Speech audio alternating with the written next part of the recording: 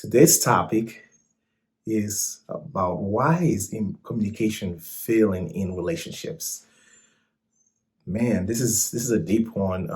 One of the top reasons relationships are failing is lack of communication skills.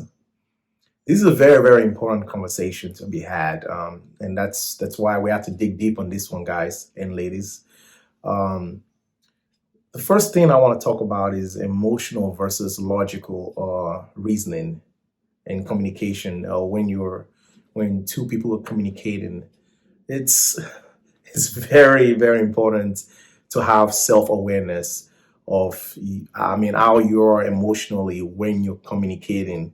The reason why this is so important is that we as human beings, when we get emotionally compromised, we tend to stare off logical, stare off the subject, if that's a better way to put it. It start becoming personal, defenses start getting raised and stuff. So we have to be aware, when we're in a communication, to to stay steady and find ways to stay on subject. Um, and for me, what really works is taking a break.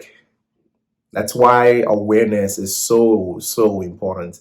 Having awareness is so important because if you don't have awareness of where you are emotionally and where that person is emotionally, um, we tend to get off track, away from the subject that's being discussed. That is, that's it's so important. That's why you have to be aware of yourself emotionally, where you are, and also understand when the other person is in emotionally compromised.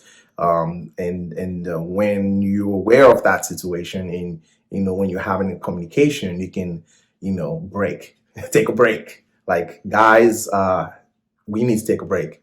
Um, and what I usually do during the break is to calm myself and relax. I mean, you take a deep breath out, and then you remind yourself, especially if you're communicating with someone that you care about or love, that this is not about them, but the subject. The subject. Stay on the subject.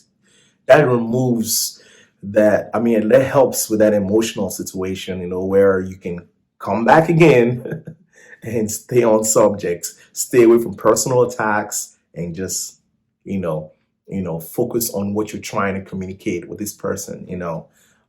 This is so important, because logically you can stay on the subject, you can remove emotional ties and just you know just stay the course.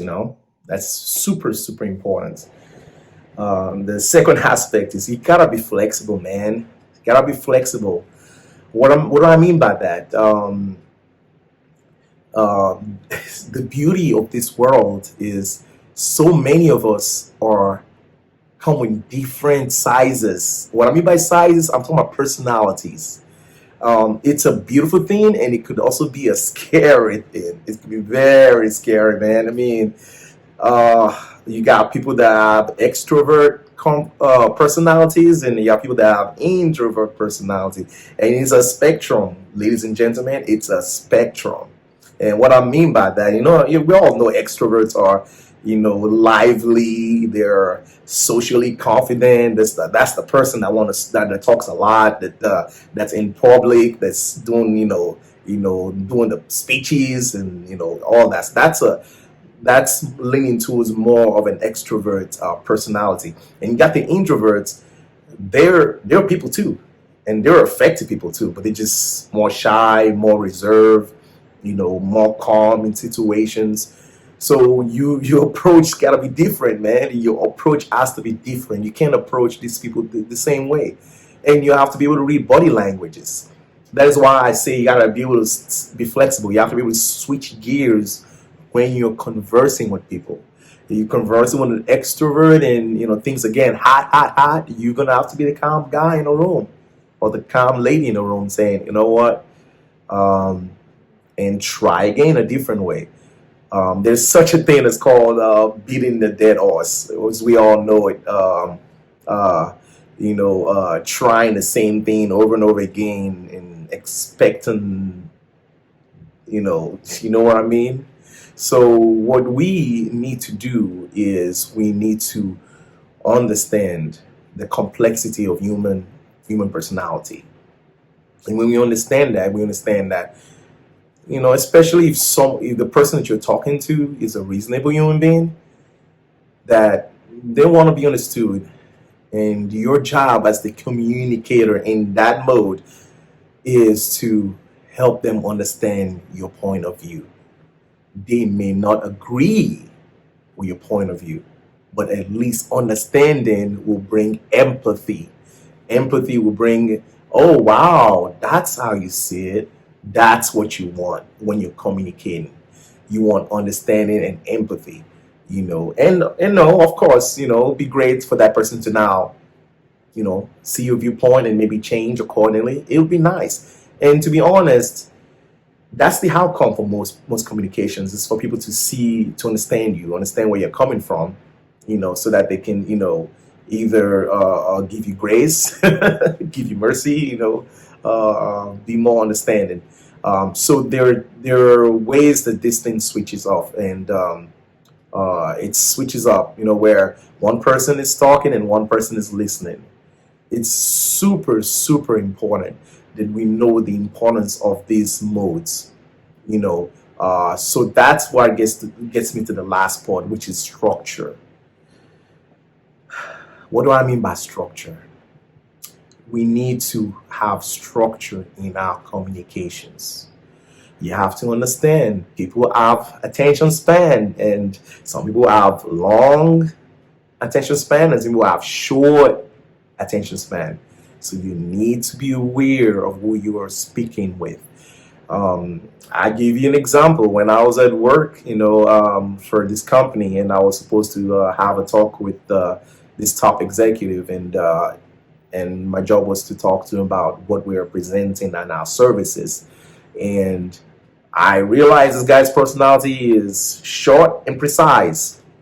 So you know what I did? I cracked less jokes. I stayed on point. I kept it short and sweet. And you know what happened? I got positive results. What I was trying to do, I had my ducks in a row. Of course, you gotta prepare yourself for what you're trying to say. I had my ducks in a row, and I got the results. Another guy who was jovial and he likes to talk, and that's the guy, we talk about football, you talk about this, and then you circle back to the subjects. You don't lose the subject. So the conversation has more fullness to it. So you need to know people. You need to know the person you're communicating with, and not to take things personal. Some people just don't have, good attention span. Now, not to say, these changes. This is work situation. These changes when the relationship is deeper. When we're talking about parents to child relationship, we were talking about husbands to wives relationships. You gotta know, okay, that in that situation, you're gonna need to, you need to work on your listening skills. Somebody's long-winded. You're gonna need to take that cross, take that sword, and just chill. So now when we're talking about structure, I call them ground rules. Ground rules. You gotta have some ground rules to this thing. So what do I mean by ground rules? I mean rules of engagement. All right, rules of engagement.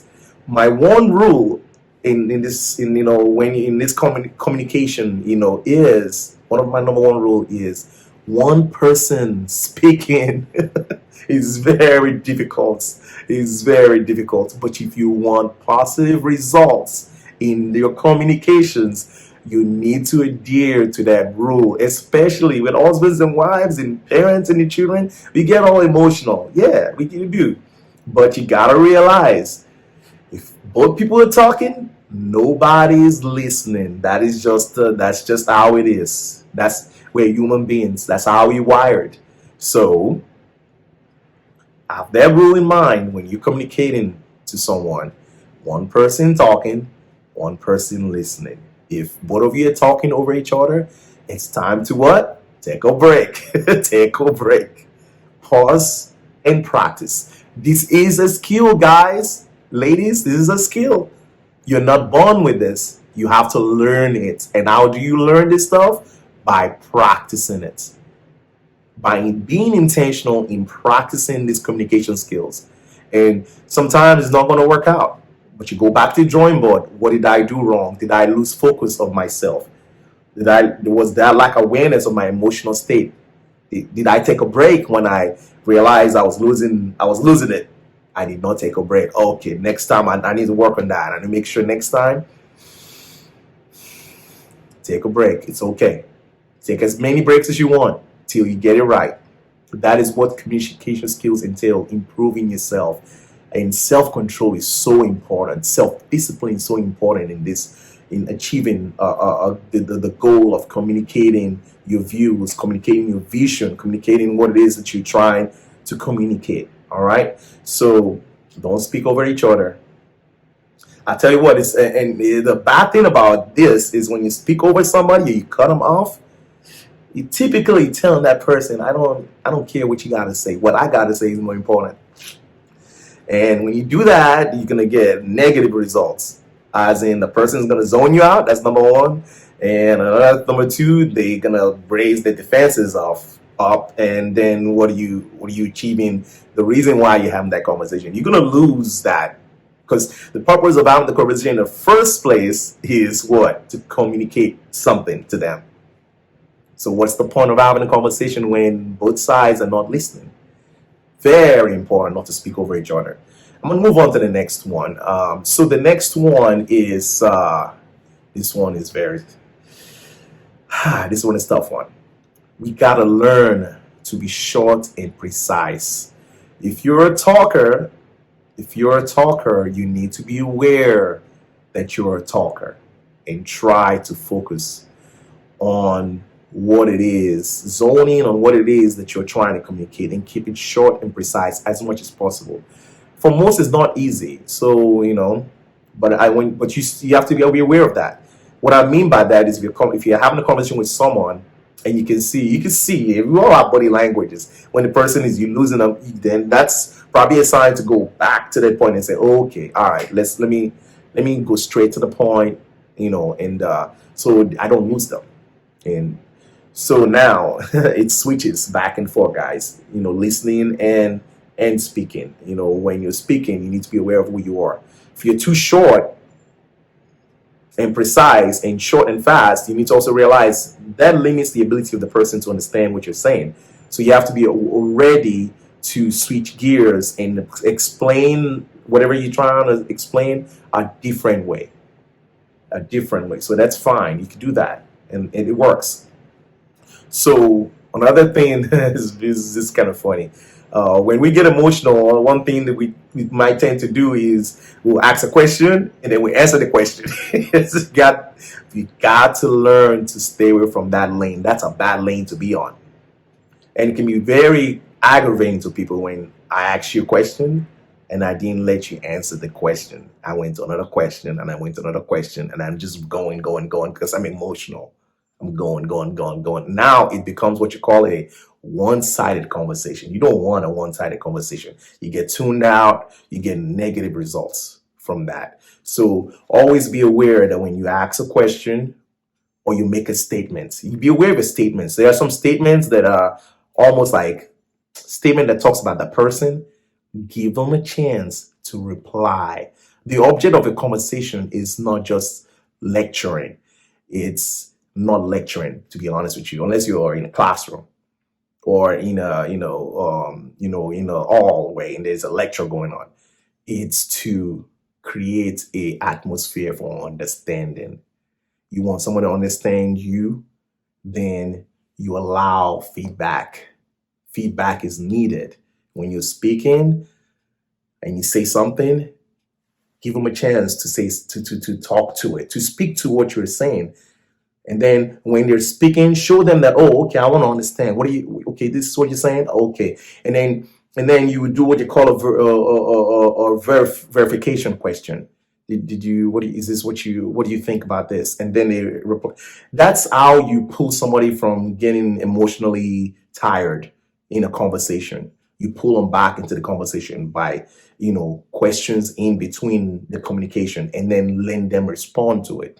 you know so that is super super important. When you ask questions, wait for the response. If you make a statement, wait, allow for the response. If you're long-winded, find places where you call pauses in between. If you have a 10-minute conversation, in the 10-minute conversation, there should be a pause in maybe at a minute and a 2 minutes here. In between, find the points where you pause and allow the person to respond to you. You'll find that you'll get better responses in this communication.